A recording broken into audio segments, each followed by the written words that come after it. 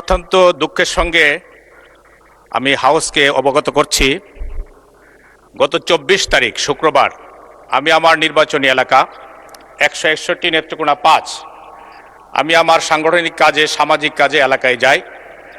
কাজ শেষ করে ফেরার সময় আমি একটি ফিলিং স্টেশনে দেখতে পাই প্রচুর গাড়ির ভিড়। তখন আমি স্বাভাবিকভাবে সেখানে দাঁড়ালাম, ফিলিং স্টেশনে আমার গাড়ি রেখে আমি মানুষের খোঁজখবর নিলাম। ইতিমধ্যেই মাগরিবের আজান হয়ে যায়। আমি ফিলিং স্টেশনের সেখানে নামাজের জায়গা, সেখানে নামাজ পড়তে যাই আমার লোকজন সহ। এই মুহূর্তে বিএনপির কিছু লোক যারা বিএনপির নাম ধারণ করেছে, তারা সন্ত্রাসী, তারা আমার গাড়ির উপরে হামলা চালায়। আমার লোকজন যারা সাউন্ড শুনে আসে তাদের উপরে হামলা করে, শারীরিকভাবে নির্যাতন করে। এবং আমি যে মসজিদে ছিলাম সেই মসজিদে গিয়ে আমাকে খুঁজে বের করার জন্য চেষ্টা করে। মুসল্লিরা মসজিদের দরজা বন্ধ করে দেন।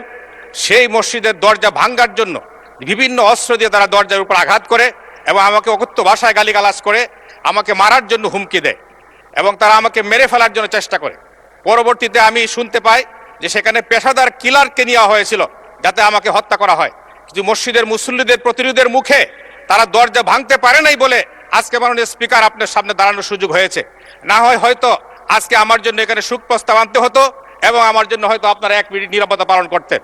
মাননীয় স্পিকার, আমি আপনার কাছে আমার নিরাপত্তা চাই, আমার পরিবারের নিরাপত্তা চাই।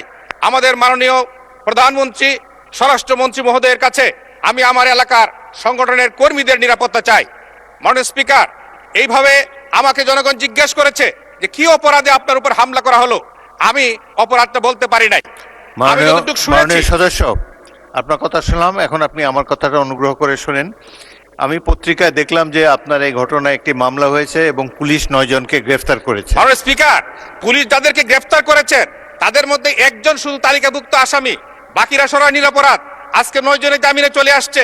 আর যারা আসামি ছিলেন তারা সকলেই মিছিল করতেছেন। এই মুহূর্তে আমার কাছে ফোন এসেছে 3টার সময় যে তারা মিটিং করতেছে। ওকে মাননীয় সদস্য, অপরাধীরা ঘুরে বেড়াচ্ছে। মাননীয় স্পিকার, আচ্ছা, আমি মাননীয় এসপি মহোদয়কে বলেছি যে অপরাধীরা প্রকাশ্যে ঘুরে বেড়াচ্ছে কিন্তু তাদেরকে গ্রেফতার করা হচ্ছে না, তালিকাভুক্ত আসামিদেরকে। মাননীয় স্পিকার, আমি আপনার মাধ্যমে আমার নিরাপত্তা চাই এবং আসামিদের যেন গ্রেফতার হয়, তাদেরকে উপযুক্ত শাস্তির ব্যবস্থা করা হয়। আমি আপনার কাছে সহযোগিতা চাই। ধন্যবাদ মাননীয় সদস্য, আপনি দয়া করে বসুন।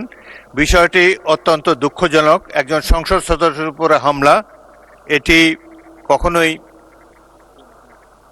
আচ্ছা, মাননীয় কে বলবেন? মাননীয় মন্ত্রী মির্জা ফখরুল ইসলাম আলমগীর।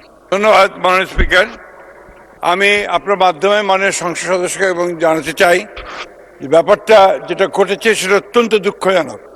আমরা সবাই এই ঘটনার তীব্র নিন্দা জানিয়েছি এবং এতে আমরা অত্যন্ত দুঃখিত বোধ করেছি।